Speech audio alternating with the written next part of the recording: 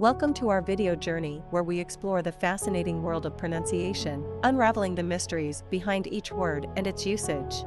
In this video, the word is academia. Academia. Academia. Academia refers to the world of education and scholarship, including universities, colleges, academic institutions, and the intellectual community as a whole. It is often used to describe the culture, practices, and pursuits associated with formal education and research. Here are some examples. Example number 1, she has spent her entire career in academia, conducting research and teaching at prestigious universities. Why academia is used in example number 1. Academia is used to describe the professional world of education and research, emphasizing her lifelong commitment to these pursuits. Example number 2, in academia, peer-reviewed publications are considered a mark of scholarly achievement.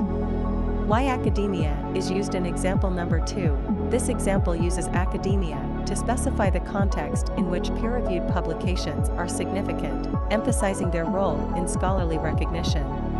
Stay tuned for more linguistic wonders and join us in unlocking the magic of language. Thanks for watching, and until next time, keep speaking, writing, and embracing the beauty of words.